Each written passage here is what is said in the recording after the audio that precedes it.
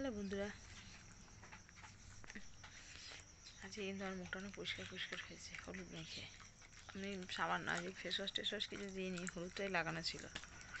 তো বুঝতে পারছি মুখটা অনেক পরিষ্কার হয়েছে।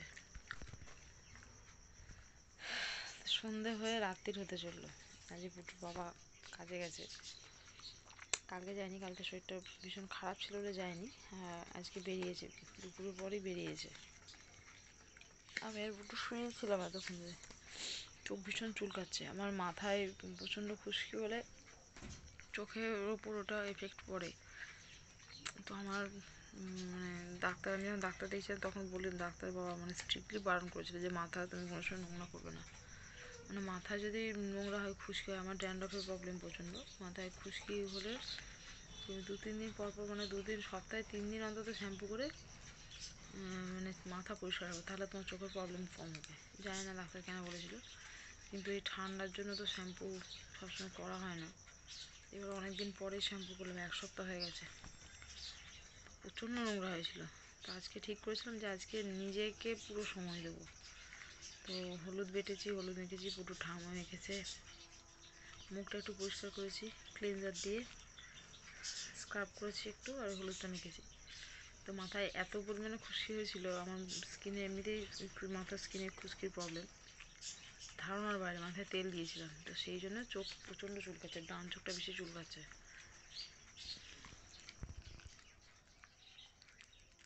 ওকে জিজ্ঞাসা করলাম পাপা বিকু খাবে? ও শোকেশের মাথার দিকে তো তাকিয়ে দিল, শোকেশের মাথায় ওর হাঁডি রাখা আছে, ওকে ক্যালসিয়াম মরিচ দিয়ে দাও। ওটা নিয়ে বসেছে। বাবা 2-1বার ফোন করলো, বুঝতে পারলাম মনটা খারাপ, এই জন্য আমি বললাম ঠিক আছে ওটা নিয়ে থাকুক।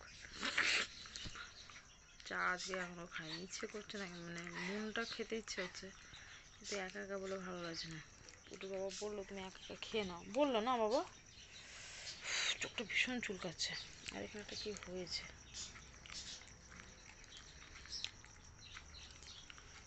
খায় একা একা, বল পুটু, পুরো খাবি চা?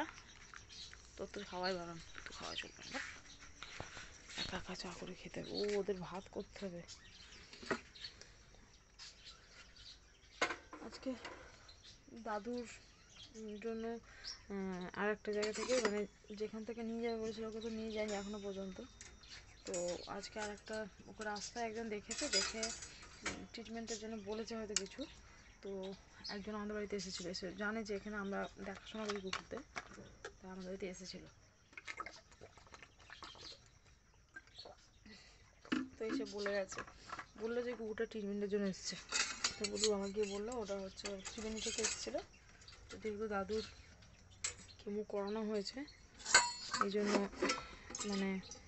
কিছু করা যাবে না এখন।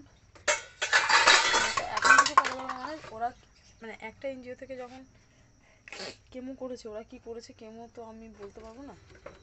হঠাৎ অন্য কেউ এসে ট্রিটমেন্ট করলে সেটা হবে না। আর আমি ওই জন্য বললাম যে ঠিক আছে, তো মাম্মা ওর ট্রিটমেন্ট হওয়াটা দরকার। কী হয়েছে মাম্মা? বসো বসো।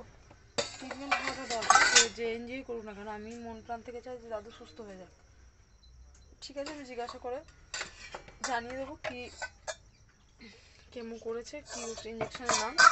3খানা ইঞ্জেকশন হয় ওর, তো কেমোর জন্য কী নাম, আর করিয়েছে অনেকদিন হয়েছে। ওদেরকে বলার পর তো এখনও নিয়ে যাচ্ছে না, তা ওরা যদি না করে তাহলে আমি ওদের হাতে দায়িত্বটা দেবো, যাতে ওরা দাদুর ট্রিটমেন্টটা এবার করে। তো সব উল্টোটা হয়ে যাচ্ছে। তো এই জন্য ফোন করেছিলাম, ফোন করার সঙ্গে সঙ্গে বললো যে ওদের এখন হবে না। প্রথমে তো ফার্স্ট টাইম বললো যে ওদের এখন হবে না, ওদের একজন হসপিটাল ভর্তি আছে, হ্যান ত্যান বললো। আমি ঠিক আছে, যদি তোমার দ্বারা সম্ভব না হয় তাহলে ছেড়ে দাও, আমি ট্রিটমেন্টের ব্যবস্থা করে নিচ্ছি অন্য এনজিও থেকে। কারণ ওকে ওটা বেড়ে যাচ্ছে, অত্যাধিক হয়ে যাচ্ছে মুখের ক্যান্সারটা। আমি দেখাই না, কারণ ওটা দেখলে অনেকে ঘৃণা পায়। আমি দেখেছি স্বচক্ষে দেখানো, আমার বাড়ির আশপাশ দিয়ে গেলেও অনেকে ঘেন্নাই পায়, এই জন্য আমি দেখাতে চাই না। তো তখন বললো যে না ঠিক আছে, তুমি একটু ভ্যানের ব্যবস্থা করে দাও, আমরা তাহলে দেখছি, আমি কালকে ওকে নিয়ে আসবো। আপাতত এই পর্যন্ত কথা হয়েছে। ওমা কালকে ওকে নিয়ে যাবে, জানি না তারপরে কী করবে। ভালো লাগে না, নিজের হাতে ক্ষমতা যদি না থাকে, এরকম একটা অবলা জীব কষ্ট পাচ্ছে। যদি কোনো মেডিসিন খাওয়ানোর হতো, আমরা যেমন মেডিসিনগুলো দিই ওগুলো তো তো হবে না, ওর ইঞ্জেকশনটা মাস্ট। দাঁড়া বাবা, আসি দাঁড়া। এই যে ওখান থেকে দেখছে, ও মানে ডাক, মানে হাত দিয়ে ডাকে, ওখান থেকে বসে দেখছে মা কী করছে, ওর কাছে গিয়ে বসবো এখন।